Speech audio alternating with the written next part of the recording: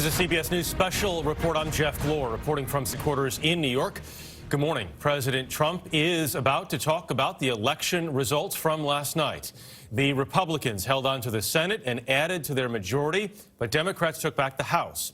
So for the first time, the president will have to deal with one chamber of Congress controlled by the opposition, led likely by Nancy Pelosi. Mr. Trump fashions himself as a master deal maker, so his skills will be put to the test over the next 2 years. We may have seen a preview in his tweet today. He said that Nancy Pelosi deserves the honor of being Speaker. The Republicans added 2 seats to their majority in the Senate so far. They will have 53 seats, it appears, right now in the new 116th Congress, to 47 for the Democrats. The president, in another tweet, called that a big victory. In the House, the Democrats picked up at least 27 seats to take control of the House for the first time since 2010. The president will be holding this news conference in the East Room, his second solo news conference there since taking office. And as we wait for the president to arrive, should be just momentarily, we have Nancy Cordes and Ed O'Keefe on the set with us. Welcome back to both of you. Been working long hours since last night. Apologies if I interrupt you mid-sentence here if the president steps up. But Nancy, what are you expecting? Well, I think he's going to try to put the focus all on the Senate. That, according to him, is the big news of the night. Of course, the fact that Democrats took control of one house of Congress is most likely the bigger news, especially when it comes to the balance of power and how he operates for the next couple of years. But he's going to say, look, I got out there, I barnstormed across the country in all these states, and look how many Democratic seats we were able to pick up in the Senate. Don't be surprised if he makes other news, too. Absolutely. I mean, this is a great chance to change the subject because while it was a good night for Republicans in the Senate, they struggled in the House, and he presumably would face a lot of questions about how he might work with Democrats. And he'll probably talk about this. We should point out he wasn't on the ballot, but he was on the minds of voters on Tuesday. Roughly 2/3 said that he was a factor in their vote. About 1 in 4 said their vote was to oppose the president, a quarter to support him. The rest said he was no real factor at all. And life is about to get a lot more difficult for him. Democrats in the House now have the ability to subpoena his tax returns, to open all kinds of uncomfortable investigations into his conduct, his cabinet members, their travel, the foreign money that is pouring into some of his businesses. His lawyers are going to be a lot more busy than they already are. Yeah, and the low simmering, which could then boil over, battle over that has already started this morning with the majority leader, Mitch McConnell, warning Democrats in the House they'll have to decide how much they want to, quote, harass Trump over these next 2 years. Harass is a word that McConnell is using now, sort of trying to, I think, what it would presume, spin that back around on the Democrats a little bit. Right. He's trying to send a signal that anytime Democrats investigate the president or his administration, basically they're just troublemakers. They're not getting their job done. They're just trying to make life difficult for the president of the United States. They say, no, we can walk and chew gum. We can conduct this oversight that is a fundamental role of the majority party in the House, but we can also work with the president on things that we think can get done. Major Garrett, are the White House and Democrats talking this morning, or is the rift growing? Well, it's at a bit of a pause, Jeff. I think there are still a few hours in which this White House and the emerging Democratic House majority will sort of sort out their own agenda first and decide if there is any possible area of compromise. I stand up guardedly, Jeff, because the president is expected here any second. We see John Kelly, the chief of staff, just coming in here. That's usually a sign the president's not far away. But on this whole question of bipartisanship, there will be lots of declarations of intent. Intent is only one aspect of a political conversation. There has to be follow-through. And this White House has sent early signals already that it's not interested in the Democratic agenda on infrastructure, on immigration. There's going to have to be some compromise next year on the budget because the House Democrats will be part of that conversation. They must be. So in that area, the White House will have to, at some level, approach an attitude of compromise. But let's not overlook the lame duck session going on now, still under Republican control. There has to be a budget resolution. Will there be a push from this president for border wall funding? Could there be a government shutdown? That's one of the issues that's going to be brought to the president today. Is he going to push so aggressively for border wall funding that he will risk a government shutdown? Something he toyed with before the midterm elections occurred. He may land on it now, thinking this might be his one and only chance, with Republicans still in charge of both chambers, to push aggressively or more aggressively on the border wall funding issue.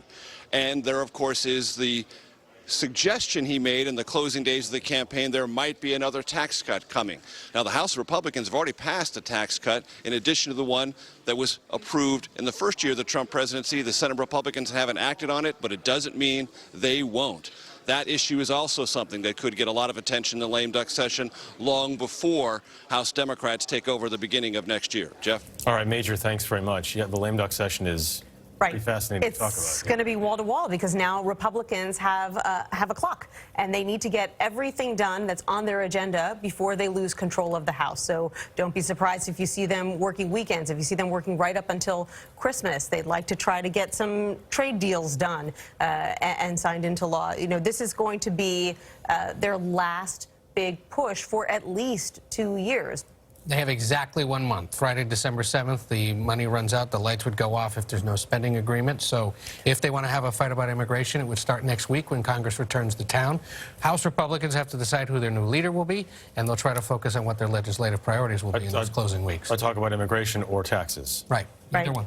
And they have been pushing this president off for 2 years now on border wall funding. This was his huge priority coming into office, and House Republican leaders keep telling him, wait, the next funding bill, because they know that that is a battle royale with Democrats. Well, their time has run out. They can't tell them to wait any longer. This is their last chance. So you are going to see this White House pushing really hard for that $25 billion.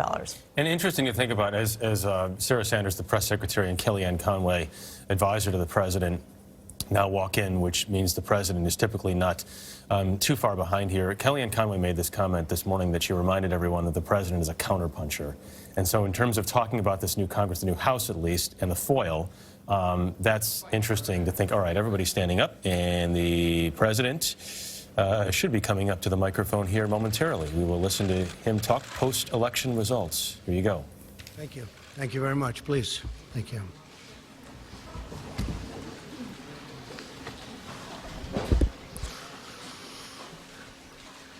It was a big day yesterday, an incredible day. And last night, the Republican Party defied history to expand our Senate majority while significantly beating expectations in the House for the midterm and midterm year. We did this in spite of a very dramatic fundraising disadvantage driven by Democrats' wealthy donors and special interests and very hostile media coverage, to put it mildly. The media coverage set a new record and a new standard. We also had a staggering number of House retirements, so it's a little tough. These are seats that could have been held pretty easily, and we had newcomers going in, and a lot of them worked very hard, but it's very difficult when you have that many retirements. We held a large number of campaign rallies with large numbers of people going to everyone. To the best of my knowledge, we didn't have a vacant or an empty seat. I'm sure you would have reported it if you spotted one, including 30 rallies in the last 60 days.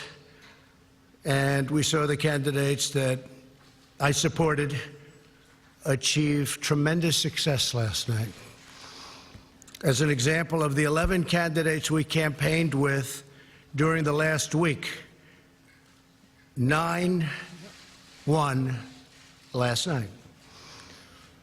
This vigorous campaigning stopped the blue wave that they talked about. I don't know if there ever was such a thing, but could have been. If we didn't do the campaigning, probably there could have been.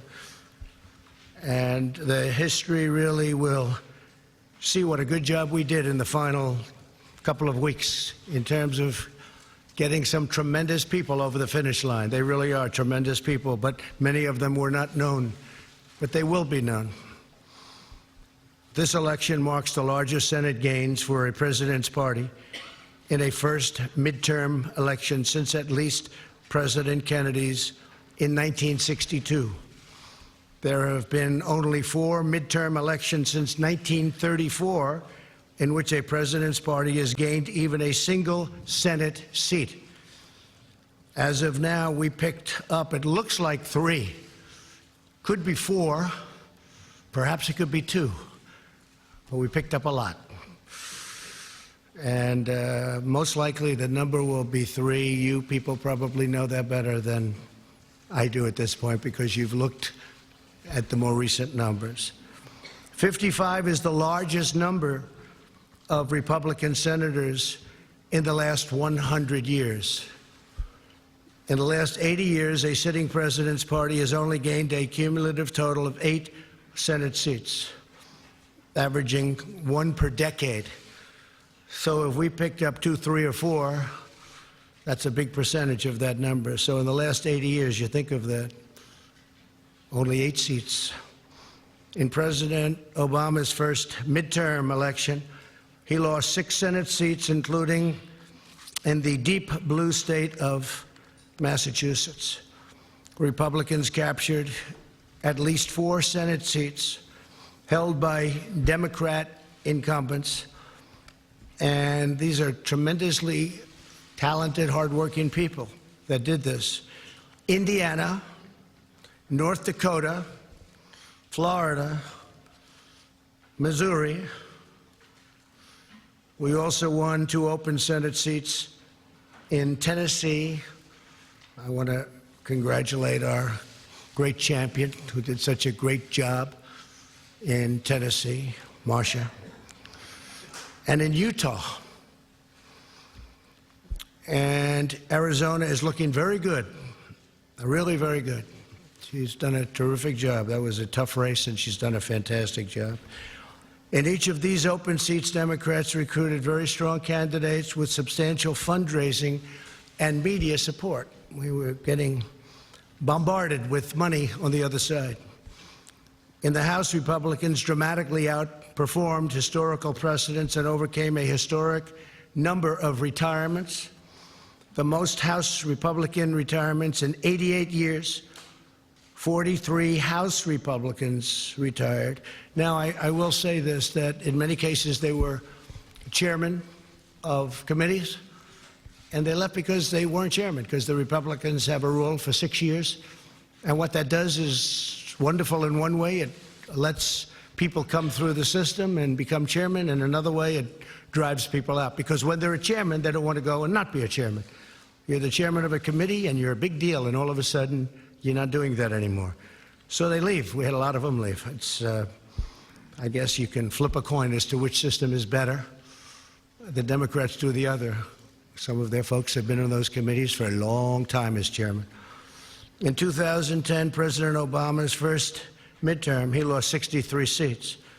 By contrast, as of the most current count, looks like around 27 House seats or something, and we'll figure that out pretty soon.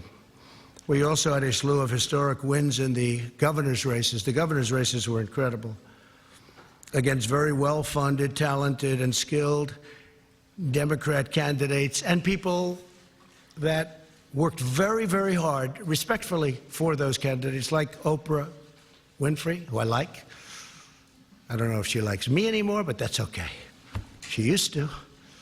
But she worked very hard in Georgia, very, very hard.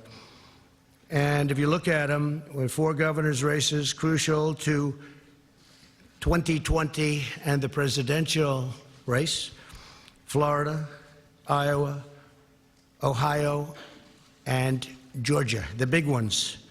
Florida, Iowa, Ohio, and Georgia. Can't get much more important than that. They were incredible. They were actually incredible campaigns, too. Incredible. As of right now, Republicans will control the majority of governorships across the country, including 3 great women who worked very hard, governors of Alabama, South Dakota, and Iowa.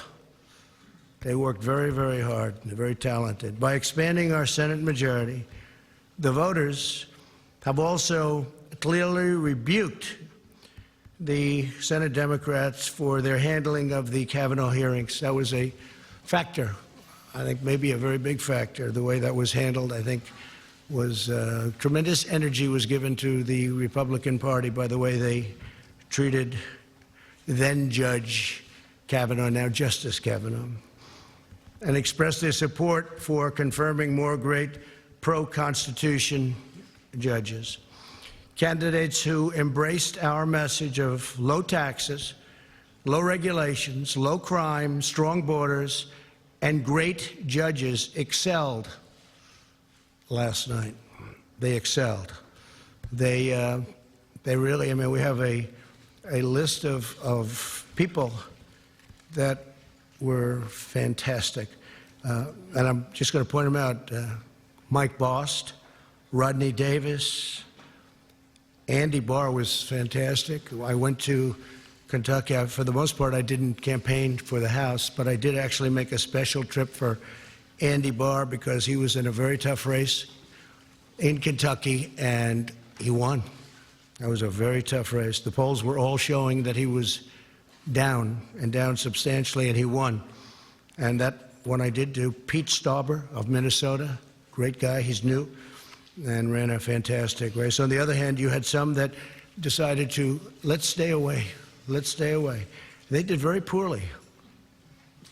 I'm not sure that I should be happy or sad, but I feel just fine about it. Carlos Cubella, Mike Kaufman, too bad, Mike. Mia Love. I saw Mia Love. She'd call me all the time to help her with a hostage situation, being held hostage in Venezuela.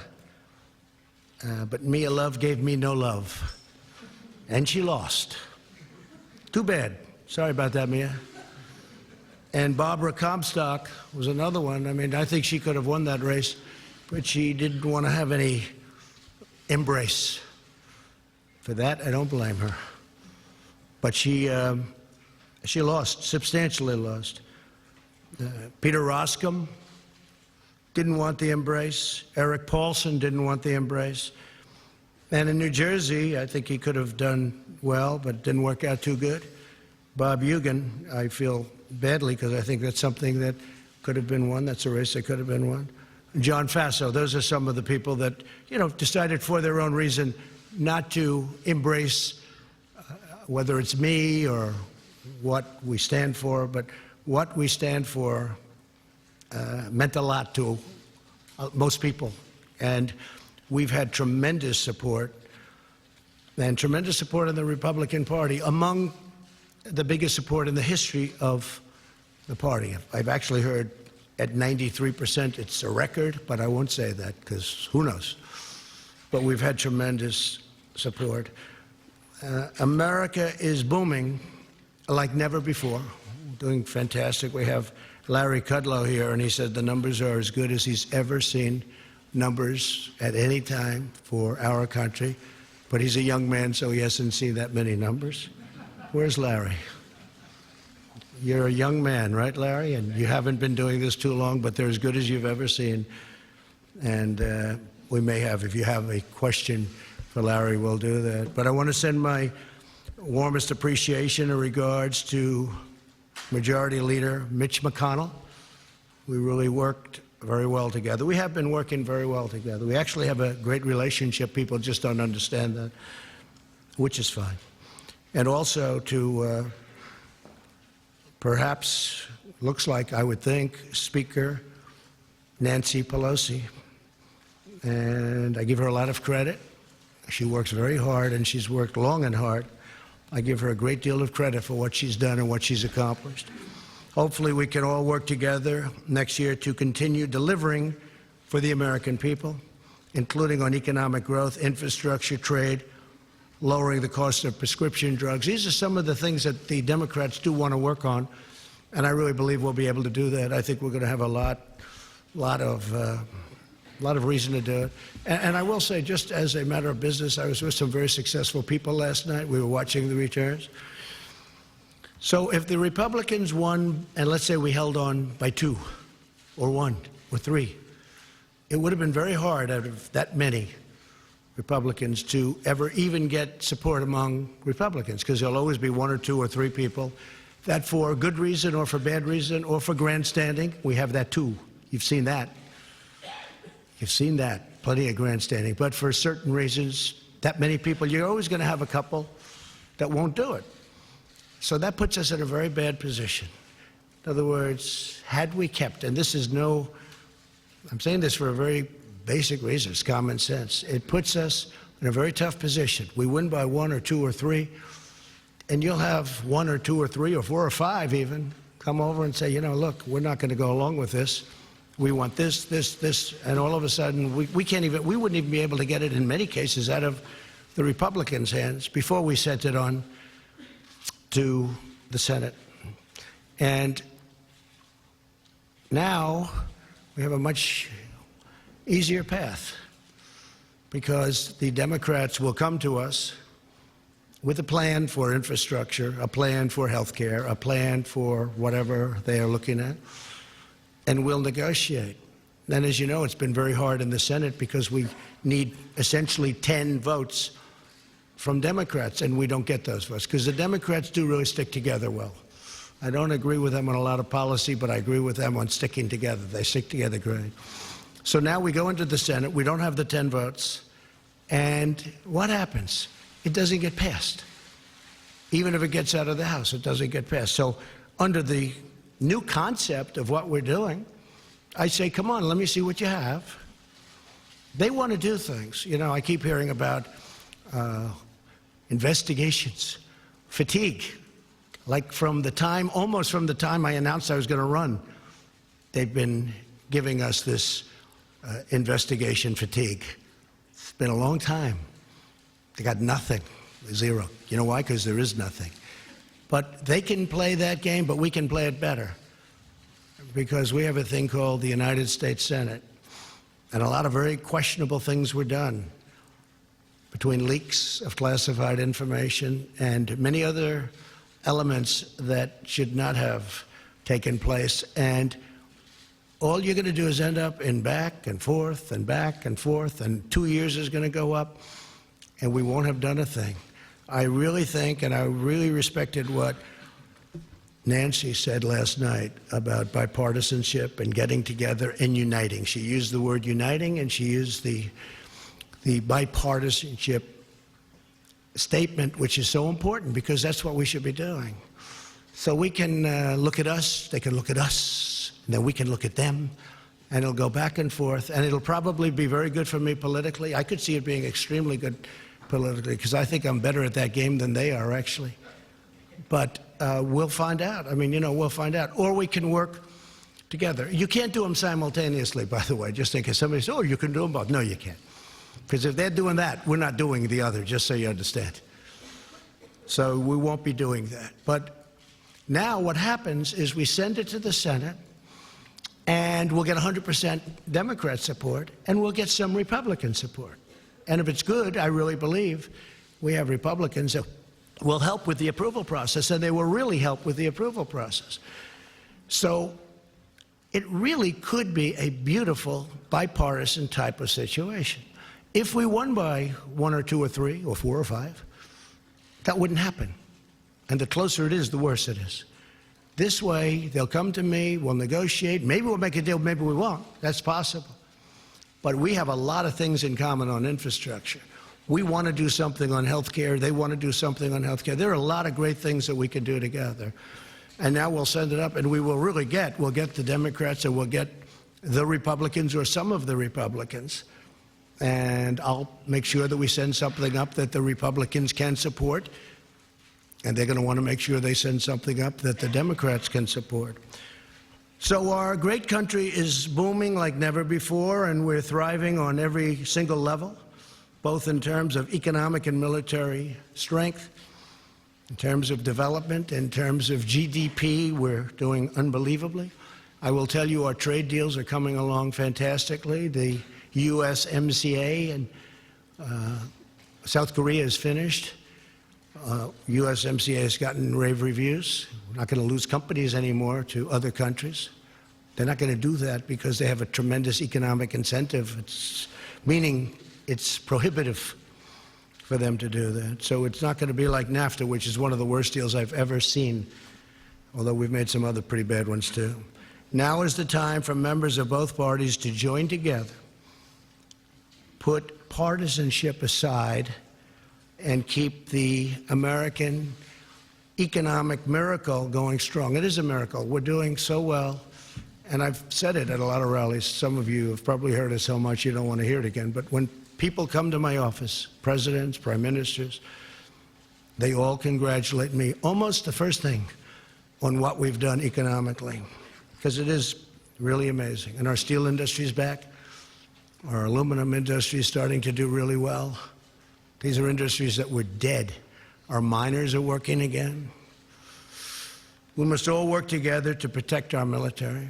We have to do that. To support our law enforcement, secure our borders, and advance really great policy, including environmental policy. We want crystal clean water. We want beautiful, perfect air. Air and water has to be perfect. At the same time, we don't want to put ourselves at a disadvantage to other countries who are very competitive with us and who don't abide by the rules at all. We don't want to hurt our jobs. We don't want to hurt our factories. We don't want companies leaving. We want to be totally competitive, and we are. And right now we have just about the cleanest air, the cleanest water we've ever had, and it's always going to be that way. We insist on it. So environmental is very important to me. And with that, I'll take a few questions if you'd like. Whoa. I didn't know what happened. All right, go ahead, John. That was a lot of hand shooting up so quickly. There's a lot to talk about. Mr. President, you talked at length just now about bipartisanship. The presumed Speaker of the House, Nancy Pelosi, talked about it last night. I'm sure that's encouraging for the American people. But do you really believe, given what the relationship has been like between this White House and the Democratic Party, that that will happen? I think there's a good chance yet. I think there's a very good chance. If I could just finish, it will happen. Will you have to compromise on certain issues to the point where it could hurt you in 2020? And do you expect that when the Democrats take over the chairmanship of all these important committees, you're going to get hit with a blizzard of subpoenas on everything from the Russia investigation to your cell phone use to your tax returns? Ready? Then you're going to, if that happens, then we're going to do the same thing, and government comes to a halt. And I would blame them, because they now are going to be coming up with policy. They're the majority in the House. I expect that they will come up with some fantastic ideas that I can support on the environment, on so many different things, including prescription drug prices, which we've made a big dent in already, including some of the things that we're working on for the vets. We've gotten choice approved. We've got a lot of things approved, but they have some other elements that we want. There are many things we can get along on without a lot of trouble, that we agree very much with them and they agree with us. I would like to see bipartisanship. I'd like to see unity. And I think we have a very good chance of, and maybe not on everything, but I think we have a very good chance of seeing that. Go ahead. One question on the lame duck, sir, and one on your cabinet. You toyed with the idea during the campaign of a shutdown before the midterms in order to secure border wall funding. Are you prepared to go on a shutdown strategy during the lame duck, since this might be your last best chance? Not necessarily to secure that? Look, I speak to Democrats all the time. They agree that a wall is necessary. A wall is necessary. And as you know, we're building the wall. We've started, but we should build it at one time, not in chunks. But you want much more money, and you want much sooner. No, we need the money to build the wall, the whole wall, not pieces of it all over. And we are doing it. Now we have the military. Now we have other elements of a wall that are pretty nasty, to be honest with you, but it's nevertheless, it's pretty hard to get through it. But no, I'd like to see the wall. Many of the people that we'll be dealing with, you know, in 2006, they approved the wall, essentially. It was a very strong border fence, but it was the same thing. And they all approved it. They all agreed. I have statements from every one of them. We have them saying, we need the wall. I mean, they sound like me. Mm-hmm. But we do need it, because we have people coming, and I'm not just talking about the caravans. We have people coming through our border that you physically can't put that many people. It's a 2,000-mile stretch. You can't put that many people along that stretch to guard it. And even if you did, tremendous fighting would ensue.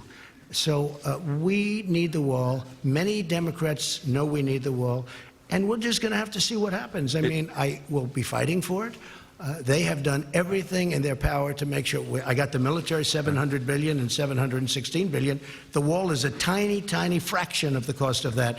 But their whole agenda has been to try not giving me anything for the wall. I really believe politically they're hurting themselves. I actually think politically that's a good thing for me, but I want to get the wall up because we need to. So no shutdown scenario. I don't know. I can't tell you that. No, I lame can't duck. commit to that, but it's possible. And can you give us clarity, sir, on your thinking currently, now after the midterms, about your Attorney General and your Deputy Attorney General? Do they have long-term job security? I'd rather answer that at a little bit different time. We're looking at a lot of different things, including cabinet. I'm very happy with most of my cabinet. We're looking at different people for different positions. You know, it's very common after the midterms. I didn't want to do anything before the midterms. But I will tell you that, for the most part, I'm extremely happy with my cabinet. I think Mike Pompeo has fit in so beautifully. He's done an incredible job. How about your Interior Secretary?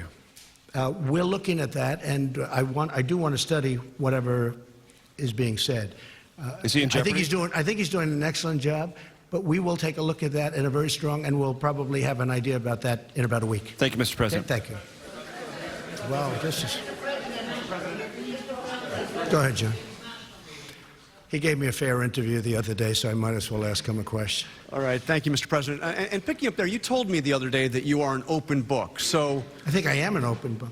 So point blank, Democrats go after your tax returns. Will you try to block that, or will you allow them to have them? Well, look, as I've told you, they're under audit. They have been for a long time. They're extremely complex. People wouldn't understand them. They're done by among the biggest and best law firms in the country. Same thing with the accounting firms. The accountants are a very, very large, powerful firm from the standpoint of respect. They're highly respected. Big firm. A great law firm, you know it very well. They do these things. They put them in.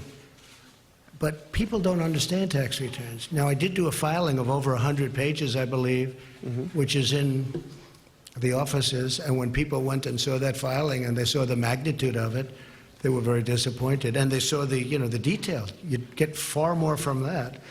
And I guess we filed that now 3 times. But you get far more from that than you could ever get from a tax return. But when you're under audit, and I'm on a very continuous audit because there are so many companies, and it is a very big company, far bigger than you would even understand.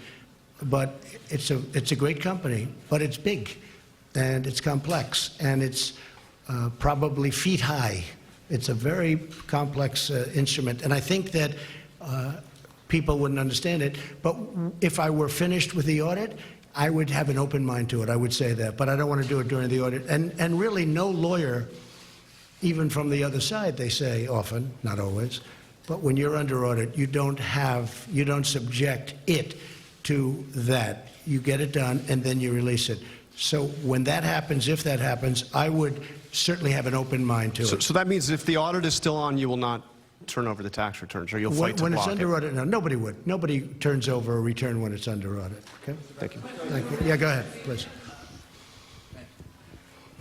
One, I was tempted to ask you why you like Oprah so much, but I think I'll go on to the question that... Why do I like Oprah? What kind of a question is it? Yeah, I'm just asking, just curious. But the real question... He's a comedian here. The real question is... I do like Oprah, by the way. I do. She was a person I knew well, came to my place in Palm Beach often, and I have a lot of respect for her. Unfortunately, she didn't do the trick. The real question is, you just sat up here and said that from this podium that are you offering an my way or highway scenario to the Democrats? You're saying that if they start investigating you, that you can play that game and investigate better than them. Can you compartmentalize that? And I think I know more than they know. Can you compartmentalize that and still continue to work with them for the benefit of the rest of the country? No. Or are all bets off? No. If they do that, then it's just all it is a warlike posture. And so then, wait a minute, then the follow-up... You heard my answer. Go ahead. Well, since it's Jim, I'll let it go. Okay. Thank you, Mr. President. I wanted to challenge you on one of the statements that you made in the tail end of the campaign in the midterms. Here we go. If you don't mind, Mr. President, that this caravan was an invasion. As you know, Mr. President, I consider it to be an invasion. As you know, Mr. President, the caravan was not an invasion. It's a group of migrants moving up from Central America towards the border with the U.S. Thank you for telling me that. I appreciate it. Why did you characterize it as such? Because I consider it an invasion. You and I have a difference of opinion. But do you think that you demonized immigrants in this election No, not to at all. try to keep... I want them to come into the country, but they have to come in legally. You know, they have to come in, Jim, through a process. I want it to be a process. And I want people to come in, and we need the people. Your campaign... Wait. You know why we need the people, don't you? Because we have hundreds of companies moving in. We need the people. But your campaign had an ad showing migrants climbing over walls and so on. Well, that's true. But they weren't actors. They're not going to be doing that. They weren't actors. Well, no, it's true. Do you think they were actors? They weren't actors. They didn't come from Hollywood. Right. These were people. This was an actual, you know, it happened a few days ago. And they're hundreds of miles away, though. They're hundreds and hundreds of miles away. That's not an invasion. Honestly, I think you should let me run the country. You run CNN. All right. And if you did it well, your ratings would be much better. If I may ask one other question, Mr. President, if I may ask one other question, are you worried? That's enough. That's enough. Mr. President, that's I was going to ask one of the other folks. That's enough. Pardon me, ma'am. Mr. President, that's enough. Mr. President, I had one other question, if I may ask, on the Russia investigation. Are you concerned that you may have... I'm not concerned about anything with the Russian investigation because it's a hoax. That's enough. Put down the mic. Mr. President, are you worried about indictments coming down in this investigation? Mr. President. I'll tell you what, CNN should be ashamed of itself having you working for them. You are a rude, terrible person. You shouldn't be working for CNN. Go ahead. I think that's unfair. You're a very rude person. The way you treat Sarah Huckabee is horrible. And the way you treat other people are horrible. You shouldn't treat people that way. Go ahead. Go ahead, Peter. Go ahead. In Jim's defense, I've traveled with him and watched him. He's a diligent reporter who busts his butt. Well, I'm not like a big fan of yours either, so I understand. To be honest. So let me ask you a question, if I can. You repeatedly said... You aren't the best. Mr. President, you repeatedly, over the course of Okay, just sit down, please. Well, when you report fake news, when you report fake news, which CNN does a lot, you are the enemy of the people. Go ahead. Mr. President, over the course of the last several days of the campaign, sir, at the end of the campaign, you repeatedly said that Americans need to fear Democrats. You said Democrats would unleash a wave of violent crime that endangers families everywhere. Why are you pitting Americans? Why are you pitting Americans against one another, sir? Peter, what are you trying to be him? No, Peter, I'm just asking the question. Let me just tell you, very simple, because they're very weak on crime. Because they have often suggested, members and people within the Democrat Party at a high level have suggested getting rid of ICE, getting rid of law enforcement. That's not going to happen, okay? We want to be strong on the borders. We want to be strong on law enforcement, and I want to cherish ICE because ICE does a fantastic job. So, what they do for us is so it's so unrecognized how good a job they do. So we want to take care of them, and we want to hold them very close because they do a good job. But the question, to be clear, though, the question, Thank you very much. Why are you sit down? But but you didn't answer my question. Just very simply, the question is, why are you pitting Americans against one another, sir? I'm not. Is that how you view citizens of this country? I'll tell you what. We won a lot of elections last night. We did very well last night. And but in many ways, I think it's going to have a very positive impact. I watched NBC this morning. They didn't report it exactly correctly, but that's, that's the fact with NBC. Nothing I can do about that. But I want this country to have protection. We want security in our country. I want security, Peter. I mean, you maybe don't think it's so important. And I think when you don't have it, you are indeed unleashing crime. I feel that. You said you would sign an executive order on birthright citizenship. Are you still going to sign the executive order on birthright citizenship? You'll ask me that question a little bit later. Go ahead. Okay. Go ahead, sure. Thank you, Mr. President. The investigation by the special counsel Robert Mueller has been going on since last spring. It's been over your head. It's been a long time. Yeah, it's been over your head, over Republicans' head, during the midterms as well. Is this an opportunity for you, Mr. President, to end that investigation? Would you consider removing Mr. Mueller from his position? I could have ended it any time I wanted. I didn't. And there was no collusion. There was no anything. I didn't. They went after hackers in Moscow. I don't know about that. They went after people with tax problems from years ago. They went after people with loans and other things. Had nothing to do with my campaign. This is a investigation where many, many millions of dollars has been spent, and there's no collusion. It was supposed to be on collusion. There's no collusion, and I think it's I think it's very bad for our country, I will tell you. I think it's a shame. And a poll came out today, by the way, from NBC, or at least I saw it on NBC, where a majority of the people do not agree with the Mueller investigation, or it wasn't approved. They have approval and disapproval, and it had a much higher disapproval. It should end, because it's very bad for our country. So if it's bad... And I'm not just talking about the tremendous expense. And the other thing is they should look at the other side also. They only look at one side. They're not looking at all of the things that came up during this investigation. They don't do that. They should also get people that can be fair, not 13 or 14 or 17. I call them the angry Democrats. They are angry people. And it's a very unfair thing for this country. It's a very, very, forget about unfair to me, it's very bad for our country. Okay. So, Mr. President, if it's Go ahead. Mr. President, just wait this moment. If it's unfair to the country and it's costing millions of dollars, why don't you just give him the end mic, it? please? I've answered the question. Okay. Go ahead, take the. Well, I'll give you voters. I will give you voter suppression. You just have to sit down, please. Sit down. I didn't call you. I didn't call you. I didn't call you. I'll give you voter suppression. Take a look at the CNN polls, how inaccurate they were. That's called voter suppression. Go ahead, please. Thank you, Mr. President. I'm not responding. I'm responding to. Excuse me. I'm not responding to you. I'm talking to this gentleman. Would you please sit down? Excuse me. Excuse me. Would you please sit down? Please go ahead. Thank you, Mr. President. Now that the House of Representatives very hostile. It's such a hostile media. It's so sad. You asked me about. No, you rudely interrupted him. You rudely interrupted him. Go ahead. Thank you, Mr. President. Do your demands remain the same to the United States Congress on immigration in exchange for a DACA fix, in exchange for an amnesty for 1.7 million? Are you willing to change any of those demands that you gave to Congress earlier? I think we could really do something having to do with DACA. And what really happened with DACA, we could have done some pretty good work on DACA, but a judge ruled that DACA was okay. Had the judge not ruled that way, I think we would have made a deal. Once the judge ruled that way, the Democrats didn't want to talk anymore. So we'll see how it works out at the Supreme Court. Do you still... Go ahead. From where? Yeah, go ahead. Go ahead. Go ahead.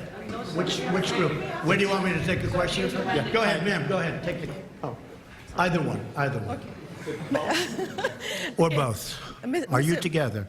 Go ahead. We're not together. Mr. President, how do you respond to critics who say that your message on the campaign towards minorities have been polarizing? I don't think it has been at all. But is the election of two Muslim women, one of them is veiled to the House, which is making history. Is this a rebuke of this message, do you think? What you're saying. What? But is it a rebuke of this message? Do you think that this is more reflective of multi-ethnic and multicultural America? Well, that question, I can only say this. You look at the employment and unemployment numbers for African Americans, for Asian Americans, for Hispanic Americans, they're at a historic high. A poll came out recently where my numbers with Hispanics and with African Americans are the highest, the best they've ever been. That took place 2 or 3 days ago, the poll. I have the best numbers with African American and Hispanic American that I've ever had before. And you saw the same poll. So I can't say that. I can say this. You look at median income, you look at all of the employment and unemployment numbers, they're doing the best they've ever done. And it reflects, it really is very reflective in the polls. Yes, go ahead. Mr. President, I'm from Brooklyn, so you'll understand me. I understand you very well. My question is on health care. How is it possible to keep premiums down and cover pre-existing conditions without the individual mandate to fund it? Well, first of all, what we're doing, and if you look at the Department of Labor, also Secretary Azar, what they've done, they've come up with some incredible health care plans, which is causing great competition and driving the prices right down. But we are getting rid of the individual mandate because it was very unfair to a lot of people. But at the same time, we're covering the people that need it. But the individual mandate was a disaster because people that couldn't necessarily afford it were having to pay for the privilege of not having to pay for health care, and it was bad health care at that. So we are working many plans for health care. We're creating tremendous competition. We had Obamacare repealed and replaced. Unfortunately, one person changed his mind at the last moment, and we had no Democrat support. I have to say that. We didn't have one vote. We would have repealed it, replaced it. We would have had a large-scale, very good health care plan. Now we're doing it a different way. We're doing it a different way. But getting rid of the individual mandate is a very, very popular thing and a very important thing, and people very much appreciate it. Go ahead. No, that's enough. Go ahead, please. Thank you, sir. Two questions. One, I know you went through the results, and you obviously studied them late last night. What lesson did you learn most from looking at those results? Was there one thing that, as you kind of reviewed them, that you'll change your strategy, not just for Congress, but kind of going forward? And then just a follow-up question. Well, I think the results that I've learned, and maybe confirmed, I think people like me. I think people like the job I'm doing, frankly.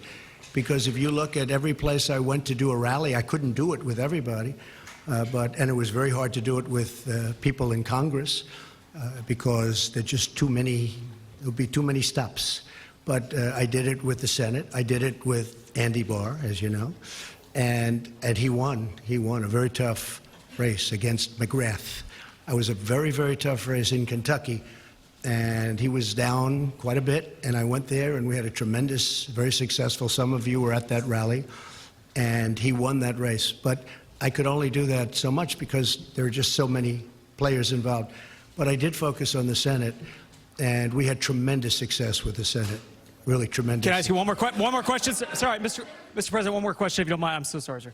It's a rare opportunity. A lot of people are going to be rushing to Iowa, rushing to New Hampshire. You know that the Democrats are already looking ahead to 2020. Do you want to lock down your ticket right now, sir? Will the vice president be your running mate in 2020? Well, I haven't asked him, but I hope so. Where are you? Mike, will you be my running mate? Stand up, Mike, please. Raise your right hand. No, I'm only kidding. Will you? Thank you. Okay, good. The answer is yes. Okay. Thank you, sir. That was unexpected, but I feel very fine. Yeah, please. Thank you, Mr. President. Going back to the Russia investigation and the potential investigations from the now Democratic majority in Congress, some say that you could stop all this by declassifying. I could fire everybody right now, but I don't want to stop it because politically I don't like stopping it. Yeah. It's a disgrace. It should have never been started because there was no crime. Everybody has conflicts. They all have conflicts over there that are beyond anything that anybody's ever seen in terms of conflicts, from the fact that people ask for jobs, from the fact that they have very good friends on the other side, like really good friends like Comey, who, by the way, lied and leaked, and also leaked classified information. Nothing happened there. It might, perhaps, maybe something's happening that I don't know about. I stay away from it. But you know what I do? I let it just go on. They're wasting a lot of money, but I let it go on because I don't want to do that. But you're right. I could end it right now. I could say that investigation is over. But it's really, it's a disgrace, frankly. And it's an embarrassment to our country. It's an embarrassment to the people of our country. And it's too bad. Go ahead. What about the declassification of the documents? Some say that that would clear it all up. We're looking at that. No, we're looking at that very seriously. Declassification, we're looking at very seriously. Okay, can I ask one more question? It's amazing how people on the other side just don't want those documents declassified. But no, we're looking at that very carefully. I certainly wanted to wait till after the midterms. Can I ask you one more question, Mr. President? Okay, thank you. Go ahead. Thank you, Mr. President. You have campaigned as a pro-life president. You have defended the rights of unborn children. You now have a divided Congress. It's unlikely to pass any pro-life bills. Very tough issue. How are you going to push forward your pro-life agenda? Just going to push. I've been pushing. I've done a very good job, too. We're very happy with me. But it's a tough issue for the two sides. There's no question about it. But what are you going to do? There is great debate. What am I going to do? I won't be able to explain that to you because it is an issue that is a very divisive, polarizing issue. But there is a solution. I think I have that solution, and nobody else does. We're going to be working on that. Yes, go ahead, please. She took your place, but that's okay. Mr. President, just a quick question on rural America. In states like Indiana and North Dakota, folks turned out for Republican candidates. Could you talk a little bit about what this means for your agenda in terms of trade and the Farm Bill? The Farm Bill is working really well. I mean, we could have had it approved any time, but we're looking to get work rules approved. The farmers want it. I'd like it. The problem is the Democrats are not giving us the 10 votes that we need. Everybody wants it. The farmers want it, but the Democrats are not approving the Farm Bill with work rules. We could have it very fast without the work rules, but we want the work rules in, and the Democrats just don't want to vote for that. So at some point, they'll have to pay maybe a price. Jeff, go ahead. Thank you very much, Mr. President. Thank you. Have you seen any evidence that Russia or China intervened in yesterday's election? Well, we're going to make a full report, and unlike the previous administration, we've done a lot of work on that issue. And if you look, speak with the FBI, speak with the Department of Justice, speak to Homeland Security. We've spent a lot of time. It gets very little coverage in the papers. I mean, you cover the nonsense part, but you don't cover the important. This is very important.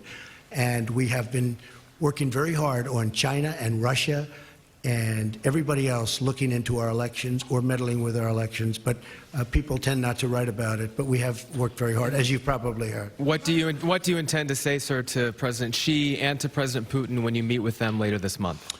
Well, I have a good relationship with both. I know President Xi better, but I think I have a very good relationship with both. I actually had a very good meeting in Russia that you people didn't agree with, but that's okay. It doesn't much matter, obviously, because here I am. But the fact is that I had a very, very good meeting, with President Putin, and a lot was discussed about security, about Syria, about Ukraine, about the fact that President Obama allowed a very large part of Ukraine to be taken, and right now you have submarines off that particular parcel that we're talking about. That was President Putin who annexed Crimea, sir. No, that was President Obama's regime. That was during President Obama, right? That was not during me. But it was President No, that was Putin, President sir, who did the Obama. annexation. No, it was President Obama that allowed it to happen. Had nothing to do with me. Okay, go ahead. Yeah, go ahead. Go ahead. Go ahead. Thank you, Mr. President. Cordelia Lynch, Sky News. You're a man who likes to win, but last night was not an absolute victory for you. I'll be honest. I thought it was a very close to complete victory. When you look at it from the standpoint of negotiation, when you look at it from the standpoint of deal making, because it's all about deal making, again, if we had the majority and we had 1 or 2 or 3 votes to play with, we would have been at a standstill. I really believe that we have a chance to get along very well with the Democrats. And if that's the case, we can do a tremendous amount of legislation and get it approved by both parties. So I consider it to be, hey, look, I won Georgia. President Obama campaigned very hard in Georgia. Oprah Winfrey campaigned very, very hard all over the television. I said, this is going to be tough. I only had me. I didn't have anybody else. And I went to Georgia, and we had one of the largest crowds that anybody here has seen ever at a political rally. And you know what? He won. And he won actually by, pretty good margin. He won. And then we went to Florida, and they had celebrities all over the place. And a man who happens to be a very smart person was running, Ron DeSantis, and people didn't give him a chance. And I went, and we did some great work, and they're going to have a great governor of the state of Florida. And then we talked about the Senate, and a lot of money was pouring in for the Democrat. This is a man who's been in office for like 44 years or something. This is a man who's like a professional at getting elected and being at office. So he's not, Bill Nelson, not easy to beat, okay? But they had a lot of celebrity coming out for Nelson. They had everybody coming out for Nelson. And Rick Scott won, and I helped him. And I think we've done an amazing job. And you could look at many other places. You just take a look at some of the other places. And we just got the word that in Iowa, you have a governor who just got extended who's fantastic. Kim just got extended, and numerous other places. I think it was a great victory. I'll be honest. I think it was a great victory. And actually, some of the news this morning was that it was, in fact, a great victory. But if you look at it from the standpoint of gridlock, I really believe there's going to be much less gridlock because of the way this is going than any other way. Mr. President, quick follow-up on that. Wait, sit down, please. Go ahead. Thank you, Mr. President. Let me ask you about one of the campaign promises you made down the stretch, which was a 10% tax cut for the middle class. Yeah. You just talked about gridlock. Democrats, they now run the House Ways and Means Committee. If it means a tax cut of some kind for the middle class, but that means raising rates elsewhere, corporations on the wealthiest, is that a trade-off that you would be willing to make and able to enact a middle class tax? You know that this will have to be now proposed, because if we did it now, we don't have the votes in the Senate. We would need 10 Democrat votes. We probably couldn't get them. If we could pass it very easily in the House, but there's no reason to waste time because you don't have the votes in the Senate. But if as an example, if the Democrats come up with an idea for tax cuts, which I'm a big believer in tax cuts, I would absolutely pursue something, even if it means some adjustment. Some adjustment on which side, the corporate, the individual? Yeah, to make it possible. But I would love to see a tax cut for the middle class. Now, that's going to be their decision. They're going to have to make that decision. As you know, if we bring it up to the Senate, we'd need Democrat votes 10, and we don't have those 10 votes. And just because the markets would want to know, sir, some adjustment, would that be 1%, 2%, 3% on either side? It's too early. I'm just saying I would be certainly willing to do a little bit of an adjustment. Go ahead, behind. Thank you. Go ahead, please. Mr. President, thank you very much. Two questions. One is, you had talked about leaders who had called to congratulate you. Did President Putin call to congratulate you? And will you, in fact, meet with him at lunch this coming weekend? Well, as I understand it, we're having, and I guess a lot of you are going over, we're having a lunch for numerous countries. I'll be there. I believe President Putin is going to be there. We don't have anything scheduled. I don't think we have anything scheduled in Paris. And I'm coming back very quickly. I'm going over. This is a great event. This is an important, really, this is going to be a very important and I think a very beautiful ceremony. I'm looking forward to going, and we're representing the incredible heroes of the world, but the heroes of our country from World War I. And so I'll be going there, and I am very proud to go there. Did he call you? I don't think we have time set aside for that meeting. Now, with that being said, we're very shortly meeting again at the G20, where he'll be there and I'll be there, and that's where we're actually looking forward to meet. We will be having a lunch, but I think there are many people there. And did he call you to congratulate you? And if I could also just invite you, since this is quite a gathering we've got here, to go ahead and talk about the staff changes that you expect in the White House while we're here. We're eager to hear about them. Is General Kelly going to stay on? As we make changes, we'll sit down and talk to you about it. I mean, there's no great secret. A lot of administrations make changes after midterms.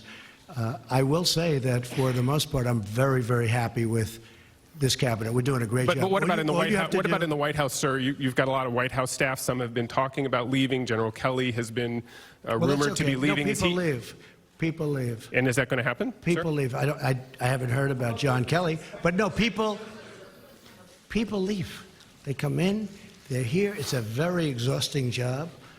Although I love doing it, I must tell you, but it's exhausting for a lot of people. I'm surprised at a lot of people. They start off, they're young people, they're there for 2 years, and they're old by the time they leave. It's quite exhausting, but I love doing it, and I'll tell you, there will be changes, nothing monumental from that standpoint. I don't think very much different than most administrations, and we have many people lined up for every single position.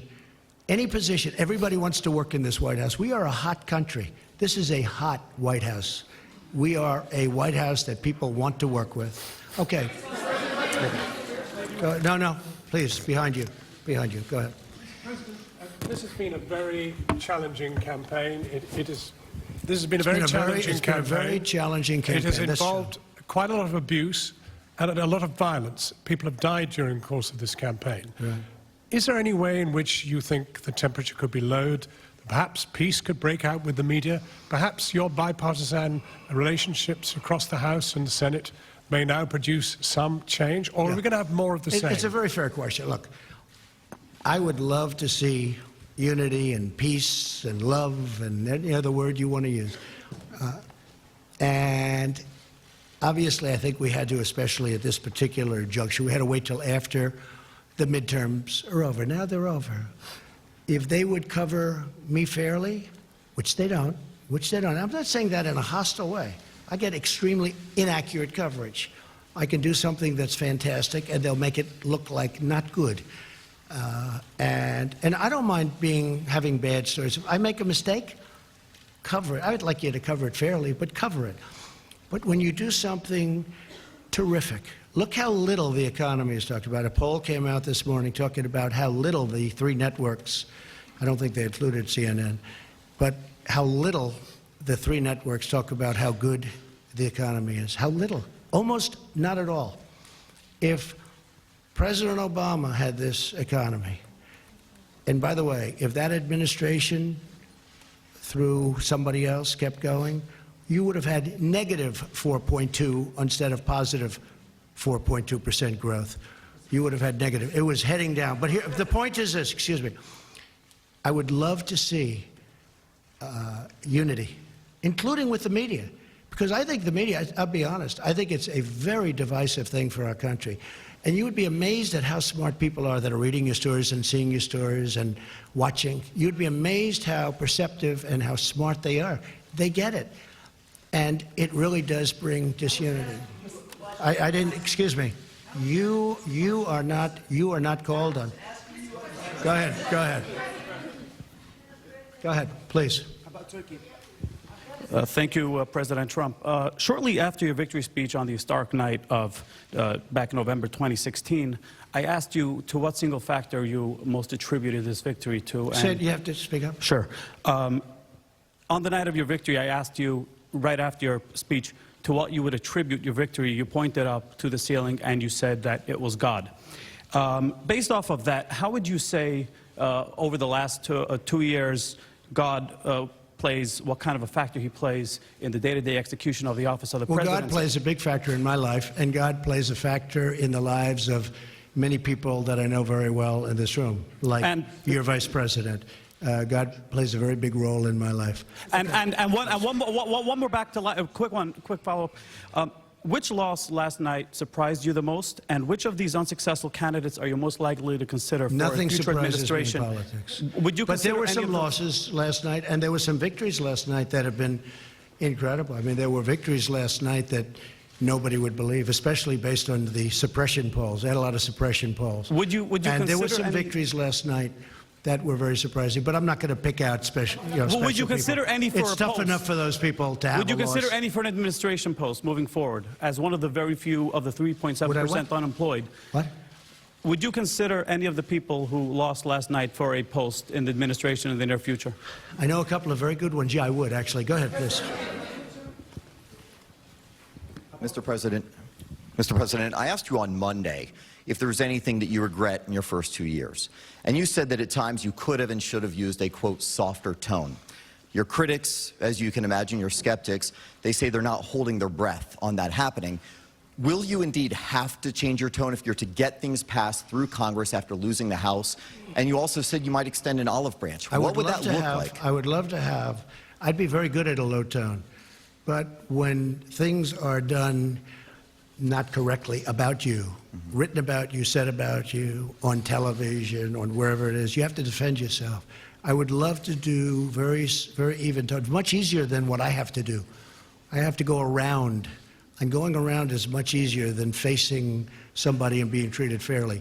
But when you're not treated fairly, you really have no choice. I would love to have a very even, modest, boring tone. I would be very honored by that. But you know what? When you have to fight, all the time fight, because you're being misrepresented by the media, you really can't do that. But not about the media, sir. But sir, real quickly, not about the media, but what about with Congress? Please, go ahead. Mr. President, can you just how you focus on the economic... Where are you from, please? Japan. Okay. Say hello. Say hello to Shinzo.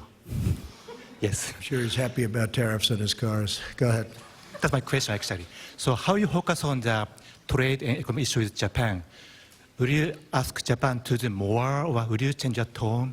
I really don't understand you. How will you focus on trade and economic issues? Trade with Japan? Yes. Well, we're dealing with Japan right now on trade. Japan has, it's a great country. You have a great prime minister who just had a very successful election. He's a very good friend of mine. He's one of the people I'm closest with. But I tell him all the time that Japan does not treat the United States fairly on trade.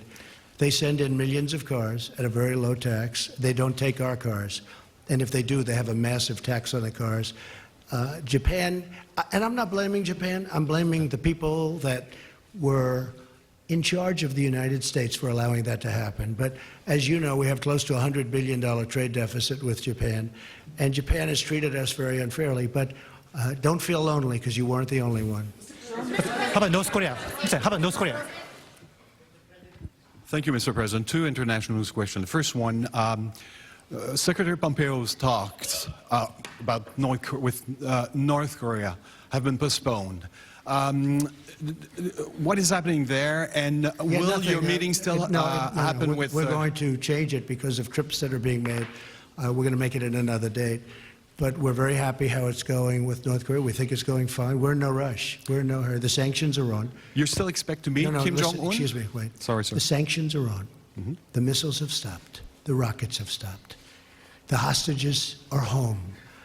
The great heroes have been coming home. Mike Pence was in Hawaii, where one of the most beautiful ceremonies that anyone's ever seen for the fallen. These are great heroes. Very important. When I was running, a lot of people, as many years ago as it was, in many cases grandchildren, but they were asking about that. They're coming home, and they're being provided to us as we speak. But I'm in no rush. I'm in no rush. The sanctions are on. I read a couple of times, and I've seen a few times where they said, he's done so much. What have I done? I met. Now, I'd love to take the sanctions off, but they have to be responsive, too. It's a two-way street. But we're not in any rush at all. There's no rush whatsoever. You know, before I got here, they were dealing with this for over 70 years. And I guess on a nuclear front for 25 years. That's a long time. I've been there. I probably left Singapore 4 or 5 months ago. And we made more progress in that 4 or 5 months than they've made in 70 years. And nobody else could have done what I've done. But I'll say this very simply. We're in no rush. The sanctions are on, and whenever it is. But that meeting is going to be rescheduled. That meeting, but how about your meeting with Kim Jong-un, sir? Will it happen in the next month? Sometime next year, I would say. Sometime next year? Sometime early next year. And a quick question on the USMCA. Now that it's been concluded, have you repaired your relationship with Prime Minister Trudeau? Yes, I have. We have a very good relationship. Thank you.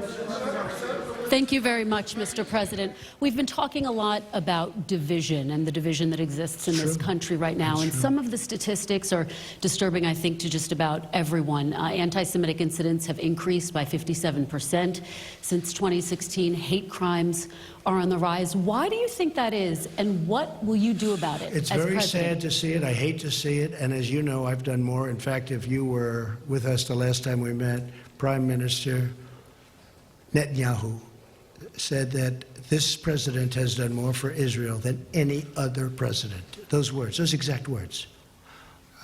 Jerusalem, protection, working together, so many different things. But the big thing is Jerusalem.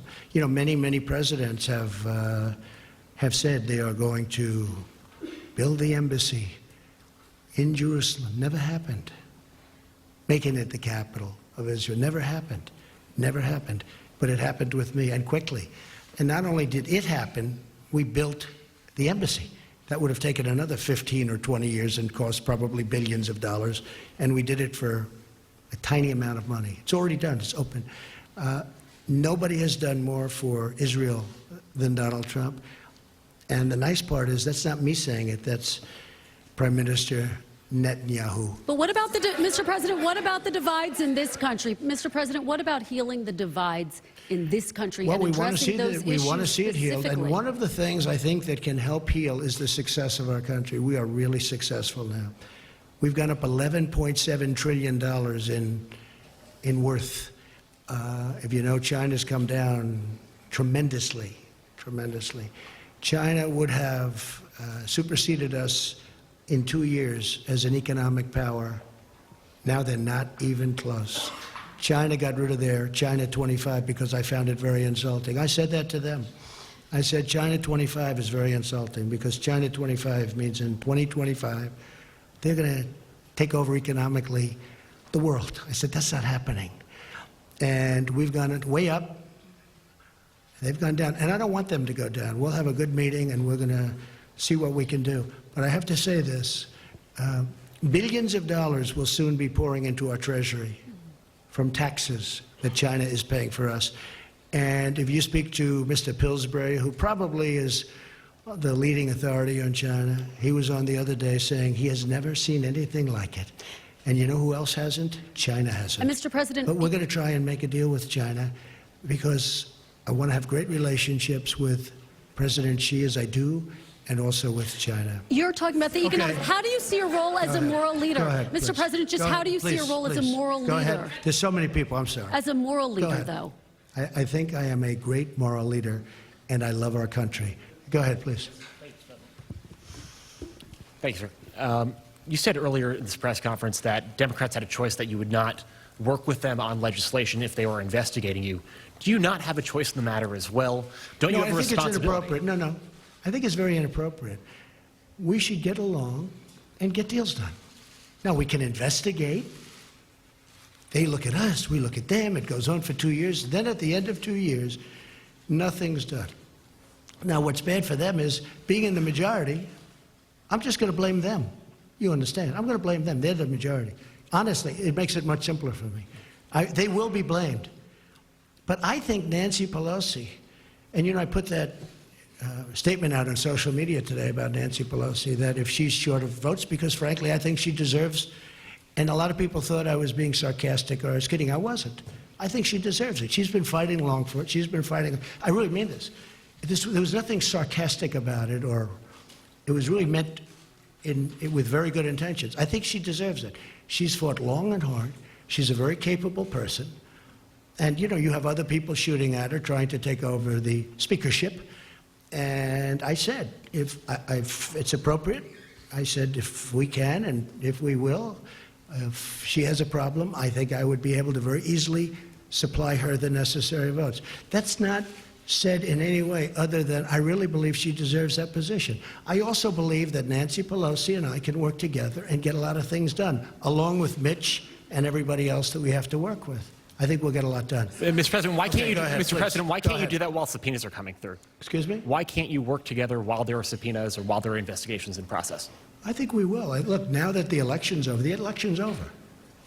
Now everybody is in love. But then I see the hostility of questions in the room. I come in here as a nice person wanting to answer questions, and I have people jumping out of their seats screaming questions at me. No, the election's over, and I am extraordinarily happy. I really am. And by the way, I tell you, if I wasn't, look at what happened in Florida. Look at what happened in Georgia. Look at what happened in so many locations with governorships. Nobody talks about the governorships. Look at the amount of work that was given to these other candidates against my candidate. And, I'm extraordinarily happy. And if I wasn't, I'd let you know. There's nothing wrong. Look, you look at midterms and you look at elections generally, you see it's very rare that a party who has the presidency does well. We did unbelievably well. To win Florida, both the Senate and the governorship, against two very talented people, I'll tell you what, we did incredibly. To win Georgia when you had some of the biggest stars in the world campaigning endlessly, including President Obama, I tell you what, this was a great victory for us. And again, from a deal-making standpoint, we are all much better off the way it turned out. Because I really believe if the Democrats want to, we can do a tremendous amount of great legislation. Yes, please, go ahead. Should we keep this going for a little while? Yes. Yes, I think you should keep this going. going. When you get bored, would you please tell me? Seriously.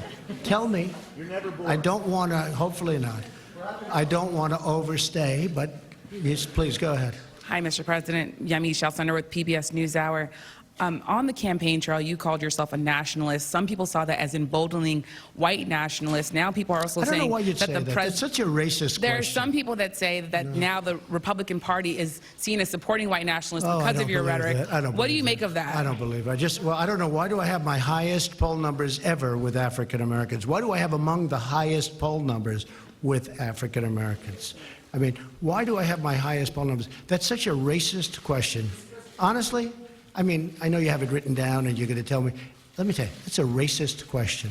And Mr. President, I love ask. it. You know what the word is? I love our country. I do. You have nationalists, you have globalists. I also love the world. And I don't mind helping the world, but we have to straighten out our country first. We have a lot of problems. And Excuse me, but to say that, what you said, is so insulting to me. It's a very terrible thing that you said. And Mr. Okay, please, go ahead. Mr. President, Go people ahead. have you Go talked ahead. about you talked about middle class tax cuts on the campaign trail. How will you get Democrats to support that policy? You have to ask them. Well, Hey, what's your plan for excuse working with me. You know Democrats how on a my middle plan class is? tax plan? You know what my plan is? I'll ask them. And if they say yes, I'm all for it. And if they say no, there's nothing you can do because you need their votes. Go ahead. Yes, thank you, Mr. President. Francesca Chambers, DailyMail.com. You said many times on the campaign trail that you didn't want Nancy Pelosi to be Speaker. At least you suggested that. You spent a lot of time talking about her and Chuck Not a question Schumer. of want. I would have. So here's let me answer a little. Would I have preferred winning by 2 or 3 or 4? I would almost have to think about that. But certainly, I like to win. And if I win, she's not going to be Speaker. What did she say to you, though, yesterday that We had a made you great give her conversation. her support? Honestly, we had a very warm conversation. You know, she loves this country. And she's a very smart woman. She's done a very good job. She was really, I mean, she's had a very... Did she promise that they wouldn't seek to impeach She's you? had a very, very... We didn't talk about impeaching. We didn't talk... What do? Do you impeach somebody because he created the greatest economic success in the history of our country? Let's impeach him because the country is so successful. Let's impeach him. Has he done anything wrong? They asked somebody, has he done anything wrong? No, but let's impeach him anyway. And they also said, let's impeach Justice Kavanaugh. Let's impeach him. And now they have the second woman coming out, that the first, the second. And I hate to say this, but it was public. And after him, we're going to impeach the vice president. We're going to impeach Mike Pence. Mike Pence doesn't get impeached for anything. So let's impeach the president, and then we'll impeach the vice president. These people are sick. And you know what? They have to get their bearing. Really, they have to get their bearing. And when you ask about division, they're the ones that cause the division. They cause tremendous division. Okay, regarding Yeah, go ahead, all of the please. retirements in the House, Mr. President, very quickly, you suggested Who that... is retiring? You said that many of the retirements that happened in the House made it very difficult... Many retirements, yeah. That made it very difficult for you in this election cycle, and that it was because they were chairmanships that were vacated. But Jeff Flake wasn't a chairman of a committee, and Paul Ryan also retired the cycle. So why do you think that is? Whose fault is it that there were so many In Jeff Flake's retirements? case, it's me, pure and simple. I retired him. I'm very proud of it. I did the country a great service. Go ahead, give him that, give him that. He is retired. I'd like to call it another word, but we're going to treat him with great respect. Go ahead. Thank you, Mr. President. Jeff Flake, that's another beauty. Go ahead. 2 questions, please. No, one. Well, Too many people. all right. Sorry. All right. You seem to enjoy this venue very much. Are you going to make the standard press conference a staple of the remaining No. 2 years, or No. will you have more briefings with No. Sarah Sanders? You know, when I don't do I think Sarah's fantastic. Where is Sarah? Where is Sarah? Sarah's so great. I think, Sarah, you've represented me so well and been abused. She's been horribly treated by a lot of So people. she's going to stay on as press But it's secretary. very interesting because Sarah we were talking about it the other day. So I had a period where I figured, you know what I'll do? I won't do any real interviews. And then they started saying, why isn't he doing what? You know, they're all coming up with all kinds. Then over the last couple of months, I decided I'll do a lot. We'll stop at the helicopter. We'll do this. We'll do a lot of. And then they say, why is he doing so many press conferences? What's wrong? What? So when I don't do them, you say, what's wrong? When I do them, you say, what's wrong? And when I go in the middle, you say, what's wrong? But in the middle, you know that, John. Right? Yeah, sort of right. Okay, good. No, you did. Excuse me. Well, you complained about access when I purposely just stayed away from the press for a while because I wanted to see how it worked. And can I be honest with you? It didn't work well. Mr. President, I didn't It didn't finish work the well. question, so Sarah will stay on as press secretary. Okay, please, go ahead. No, go ahead. First off, I personally think it's very good to have you here because a free press and this I type do of too. engagement. Actually, I do too. Yes, it's vital to It's called democracy. earned media. It's worth billions. Go ahead. So I have two questions for you, if that's all right. It's a rare opportunity. First, just a point of clarification on the tax returns issue. You brought up the audit. That doesn't prevent you from releasing them. I know it. Oh, sure. But Right, that, but it- I didn't say it prevented me. I said lawyers will tell you not to do it. But Go if ahead. the What's Demo- your next question? Go ahead. Come well, on, let's go. Just on that. More exciting okay. question than that, please. Second one. Michael Cohen recently said you called black voters stupid. That's false. Omarosa has accused you of using the N-word, and the rapper Little John has said you called him Uncle Tom. What's your response? I don't know who Little John is. I really He was on don't. The Apprentice. I don't know. Oh, he was? Okay. Yeah. Oh, I see. Have you ever I made don't know. racist remarks? No, I would never do that, and I don't use racist remarks. And you know what? If I did, you would have known about it. I've been hearing there are tapes for years and years. There are tapes. Number one, I never worried about it because I never did. I never used racist remarks. I've never used racist remarks. Okay. Well, one point of fact. Go ahead. One point of fact, because you told her you have Quiet, the highest quiet, approval among quiet, African quiet. Go Americans. ahead. It's just 8%, sir, single digits. See, when you talk about division, it's people like this that cause division. Great division. No, point of fact is that I never used a racist remark. That's the point of fact. Who are you from? Yahoo? No, good. Good. I hope they're doing well. MTV Lebanon, Ellen Dorgan. So first question. Where are you from? MTV Lebanon. Lebanon. Oh, Lebanon. Good. Yes. Thank you, Mr. President. We're so happy to be here as well, have this opportunity. President Erdogan said he's not going to follow your sanctions and he's going to keep buying oil from... Who said that? President Erdogan. Turkey. I know. And you're going to meet him soon. Just can't understand it. Okay. You're going to meet him soon. You're going to have this talk. And some countries are going to take the same steps that President Erdogan is doing. So let me just tell you about the oil, okay? So we imposed, just recently, the strongest sanctions in the history of our country, just about. Well, I guess North Korea's there too. But I gave some countries a break on the oil. I did it a little bit because they really asked for some help. But I really did it because I don't want to drive oil prices up to $100 a barrel or $150 a barrel, because I'm driving them down. If you look at oil prices, they've come down very substantially over the last couple of months. That's because of me, because you have a monopoly called OPEC. And I don't like that monopoly. I don't like it. And oil prices are coming down. So rather than deciding to be as tough as I am on most of the sanctions, what I've done is I said, we're not going to do it that way. We're going to let some of the oil go out to these countries that really do need it, because I don't want to drive the oil prices up to $100 or $150 a barrel, which could happen very easily. It's a very fragile market, very, very fragile. I know it very well. And it's the absolute right decision.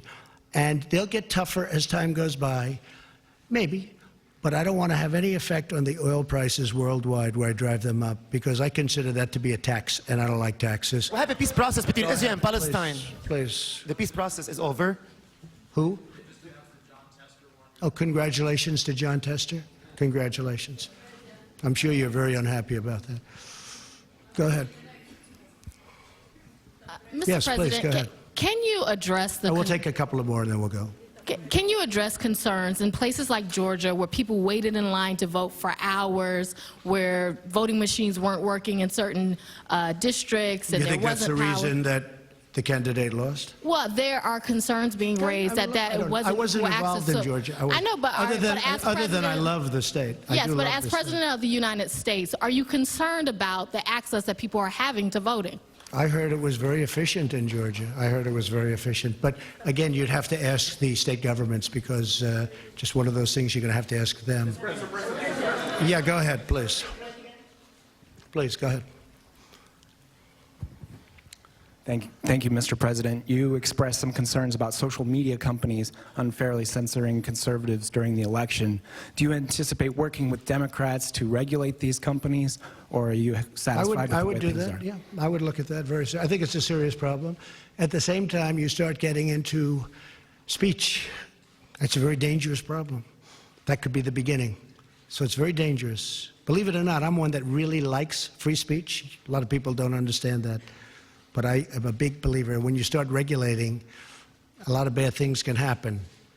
But I would certainly talk to the Democrats if they want to do that. And I think they do want to do that. Yes, sir, go ahead. Former President Barack Obama famously said that he had a pen and a phone to use executive power on issues like immigration. Do you see yourself using executive power to get some of your immigration agenda done? I do. I think that some of it I can use executive power on some, not all. But I mean, he certainly used it. He used it on DACA.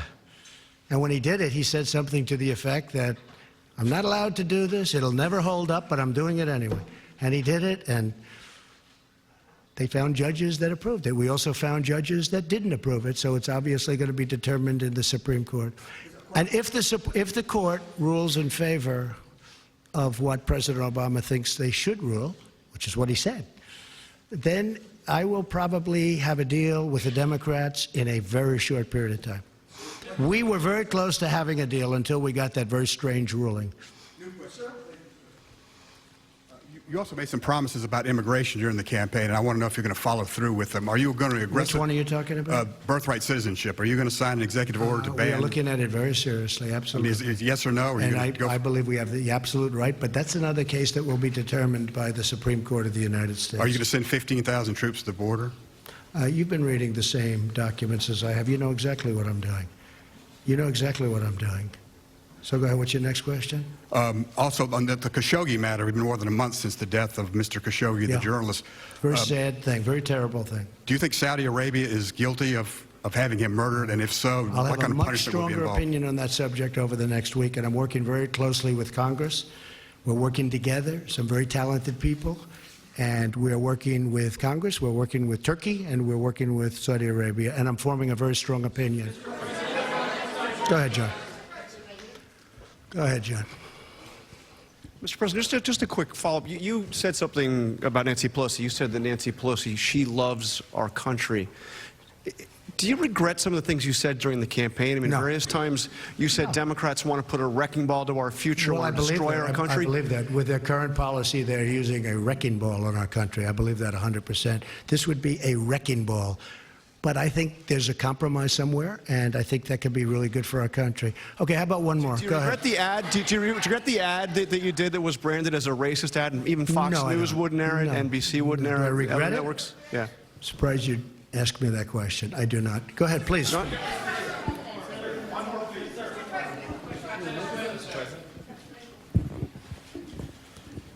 Thank you, sir. And I think we'd all love to have more of these if you're willing. In 2017, shortly after you took office, your Homeland Security Department shuttered a program to counter homegrown right-wing extremism, white supremacism, and related terrorist groups, domestic terrorist groups, and redirected that funding towards fighting Islamic terrorism. Do you believe that white supremacist terrorists, right-wing terrorists, these homegrown terrorists on that side of the spectrum are a problem, sir? And what is your administration going to do about it? I do believe that's a problem. I believe all hate is a problem, but I do believe that is a problem. What are you going and to it's do a about it, problem sir? we want to solve. How, okay. Sir? What are you Go going ahead. to do about it, sir? Sir, what are you going to do about it? Go ahead. You cut off the funding. Mr. President, you've No, said... we have given funding for that, a lot of funding, but I do believe it's a problem. And can I tell you what?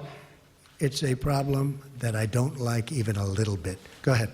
Aixa Diaz with Hearst Television. You've said, pretend I'm on the ballot yesterday. You called it a referendum on your presidency. Many local districts across the country rejected your midterm message, particularly suburban women. How do you bridge that divide now? Also with the influx of women coming into Congress. I think my message was very well received. I mean, just look at the results. Midterm elections are disasters for sitting presidents and administrations. This has been a very successful. And look, you can write it any way you want, and if you disagree with me, this has been an incredibly successful one. You look at the races. How about Ohio? I didn't even mention. I mentioned Florida. I mentioned Georgia. How about the governor of Ohio? But what's your fantastic, message to suburban women voters? Excuse me. a fantastic man who was down in the polls, and everybody was talking about this person that was so great. And I went up there and I did a rally. And they have now a great governor. You're going to have a great governor in Ohio for hopefully a long period of time, but for 4 years. And Mike DeWine is a fantastic person. And I went up there for two reasons, because I felt that his opposition was not a good person, and we know a lot about him, and I felt that Mike was a fantastic person. And he won, and not only did he win, he won easily. So add that to Florida, and add that to Georgia, and add that to all of the other races that we won, outside even of the Senate races, which were the biggest of all.